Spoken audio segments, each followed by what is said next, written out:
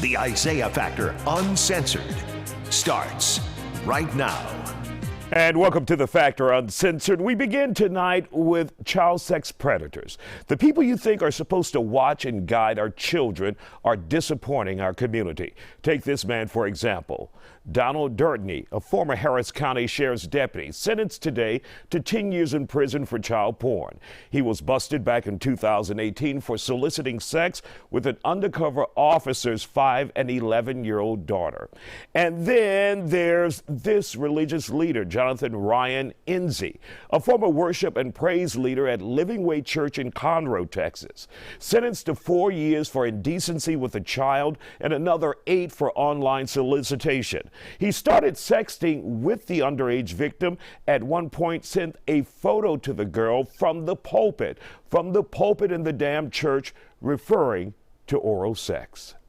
Began to interact with this young lady when she was around 14 or 15 years old. It started with just some contact, some sort of flirtatious behavior. Over time, it developed and got much worse. It moved from that sort of flirtatiousness to actually some very sexual messages.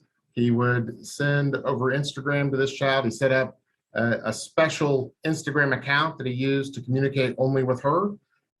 He would repeatedly ask her for sex. We got the last 5 weeks of those messages. And so I was able to look at all those and present them in court. They were very, very graphic. He would ask for her to send pictures of herself naked. She didn't do that. He did send pictures of himself naked. And eventually he asked to meet her.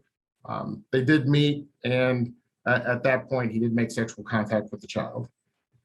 And of course, the parents, according to the information you guys have provided, went to his father at Living Way Church in Conroe and asked the father to get involved and do something about his son. But the father did what? So the father, the parents of the girl discovered the messages, some of the messages, not all of them. They went to their pastor for guidance about how to proceed. They showed him the messages.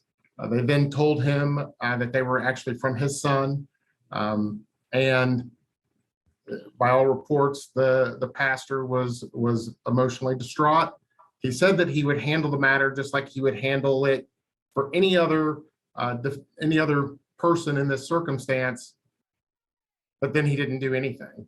He removed the defendant from the leadership position in the church, but didn't report it to police, didn't take any other steps.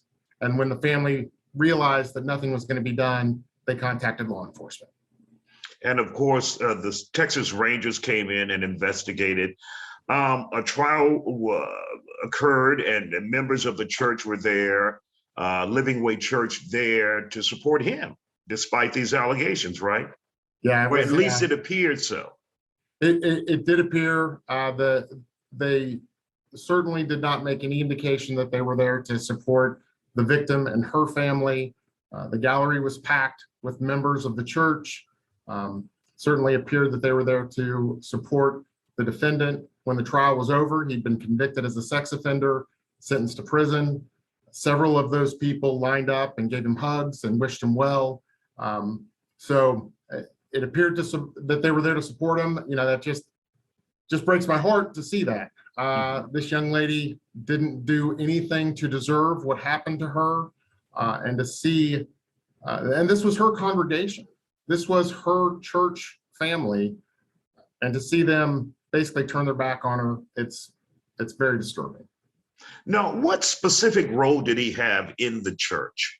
So it was an unpaid position, voluntary, but it's been described as either a worship leader or the leader of the praise team. He would stand up in front of the church on Sundays, sort of direct the service. He would sing during services.